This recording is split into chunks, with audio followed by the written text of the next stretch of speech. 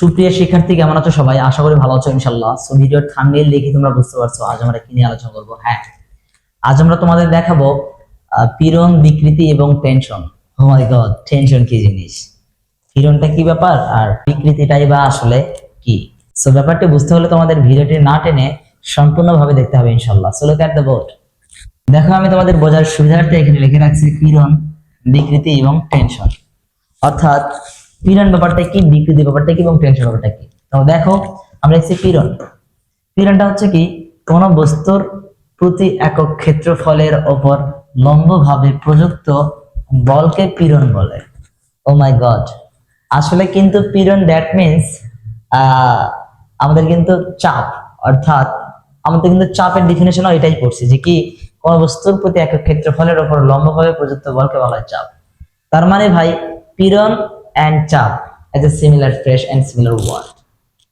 অর্থাৎ পীড়ন এবং চাপ ব্যাপারটা আসলে এক, মানে পীড়ন আর চাপ ব্যাপারটা আসলে আলাদা না। পীড়ন আমি লেখো আর আমি লিখছি পীড়ন সমান বল বাই ক্ষেত্রফল। অর্থাৎ আমরা কিন্তু জানতাম যে চাপ সমান বল বাই ক্ষেত্রফল। তো লক্ষ্য করো, পীড়ন সমান এফ বাই এ। তোমরা জানো যে এফ কি, এফ হচ্ছে প্রযুক্ত বল আর এ হচ্ছে এরিয়া বা ক্ষেত্রফল। ঠিক এবার দেখো, আমি লিখে রাখছি বিকৃতি। আসলে বিকৃতি ব্যাপারটা কি বুঝি। দেখো, যে কোনো বস্তুর ওপর বল প্রয়োগ করলে যদি বস্তুটির আকার বা আকৃতির পরিবর্তন ঘটে তখন তাকে বিকৃতি বলে। অর্থাৎ কোন একটা বস্তুর ওপর তুমি যখন বল প্রয়োগ করবা, এটা বাহ্যিক ভাবে, অবশ্যই এটা বাহির থেকে নিতে হবে, ঠিক আছে। কোন বস্তুর উপর তুমি যখন বাহ্যিক ভাবে বল প্রয়োগ করবা, তখন যদি বস্তুটির আকার বা আকৃতির সামান্য পরিমাণ হলেও পরিবর্তন ঘটে, সেই ব্যাপারটাই হচ্ছে আমাদের বিকৃতি। দেখো, আমাদের বিকৃতির একটা ইকুয়েশন রয়েছে, সেটা হচ্ছে এরকম। বিকৃতির সমান লিখতে পারি L minus L nought by L not.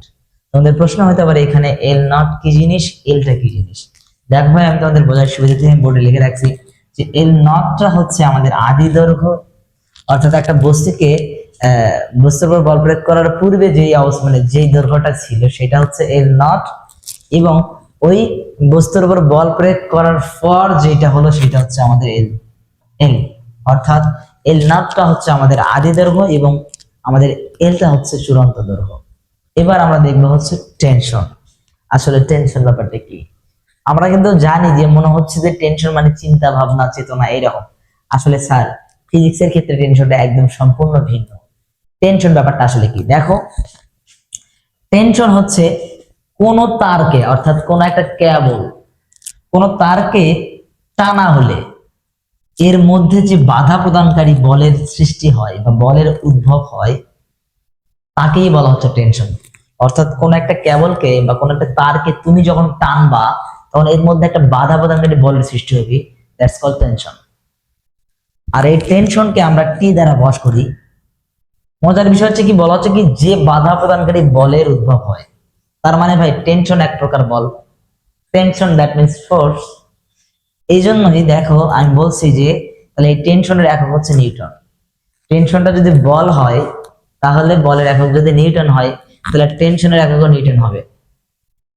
মনে রাখবা, টেনশনকে যদি টি দ্বারা বশ করা হয় আর বলকে যদি এফ দ্বারা বশ করা হয়, তার মানে আমি বলতেই পারি এফ ইকুয়ালস টু টি, তাই না? আশা করি বুঝতে পারছো। আজকের ক্লাস এই পর্যন্তই, দেখা হবে অন্য কোনো ক্লাসে। সে পর্যন্ত ভালো থাকো, সুস্থ থাকো। ধন্যবাদ সবাইকে। আসসালামু আলাইকুম।